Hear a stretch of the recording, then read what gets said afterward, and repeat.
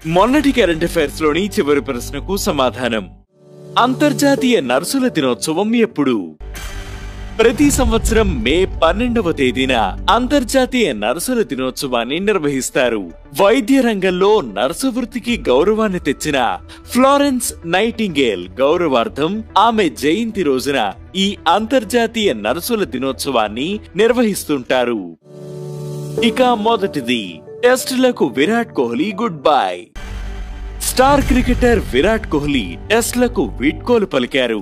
123 test మ్యాచ్లు ఆడిన Virat Kohli 46.85 సగటుతో 9230 runs చేశారు. సచిన్, ద్రావిడ్, గవాస్కర్ తర్వాత టెస్టుల్లో అత్యధిక పరుగులు చేసిన 4వ ఆటగాడిగా నిలిచారు. టెస్టుల్లో విరాట్ కోహ్లీ ఖాతాలో 7 డబుల్ సెంచరీలు ఉన్నాయి. ఇక రెండవది, ఏషియన్ రైస్ కు సంబంధించి తొలి పాన్ జీనోమ్ ను సృష్టించిన శాస్త్రవేత్తలు. వ్యవసాయ రంగంలో మరో ముందడుగు పడింది. చైనీస్ అకాడమీ సైన్సెస్ సహా పలు సంస్థలకు చెందిన శాస్త్రవేత్తలు సంయుక్తంగా చేసిన పరిశోధనలో ఆరిజా సాటివా ఎల్ అనే ఏషియన్ రైస్ కు తొలి పాన్ జీనోమ్ క్రియేట్ చేశారు. వివిధ వరి రకాల తాలూకు జన్యువుల మిశ్రమాన్ని పాన్ జీనోమ్ అని అంటారు. దీనివల్ల భవిష్యత్తులో మరింత సమర్థవంతమైన వరి రకాలను తయారు చేసే అవకాశం ఉంటుంది. ఇక మూడవది, భారత్లో తగ్గిన ప్రసూతి మరణాల రేటు.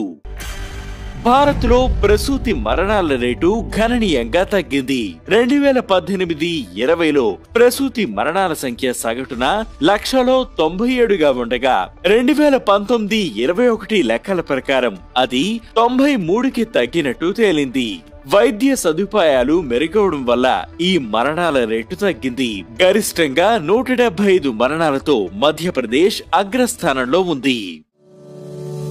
ఇక నాల్గవది, యుఎస్ చైనా టారిఫ్ వార్ కు బ్రేక్.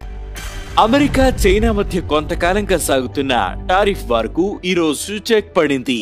90 రోజుల పాటు ఈ టారిఫ్లను తాత్కాలికంగా నిలిపివేయాలని అమెరికా చైనా నిర్ణయించుకున్నాయి. ఇందులో భాగంగా చైనా వస్తువులపై అమెరికా విధిస్తున్న టారిఫ్స్ 145% నుండి 30%కి తగ్గనుండగా అమెరికాపై విధిస్తున్న టారిఫ్స్ ను చైనా 125% నుంచి 10%కి తగ్గించనుంది. ఇక ఐదవది, భారత్ ఐరోపా సమాఖ్య మధ్య మరోసారి FTA చర్చలు. ఐరోపా సమాఖ్యతో ఫ్రీ ట్రేడ్ అగ్రిమెంట్ కు సంబంధించి భారత్ మరోసారి చర్చలు ప్రారంభించింది. బ్రజిల్స్ లో ఈ రోజు నుంచి 11వ రౌండ్ టాక్స్ మొదలయ్యాయి. ఈ ఒప్పందం ఓకే అయితే భారత్ సహా ఐరోపా దేశాలు సైతం ట్రేడ్ విషయంలో కొన్ని బెనిఫిట్స్ పొందనున్నాయి. మరోవైపు భారత్ ఇప్పటికే యూకేతో FTA కుదుర్చుకుంది. ఇక ఈ రోజు కరెంట్ అఫైర్స్ క్వశ్చన్, ప్రాజెక్ట్ చీతాలో భాగంగా ఏ 2 రాష్ట్రాల మధ్య చీతా కారిడార్ ఏర్పడనుంది?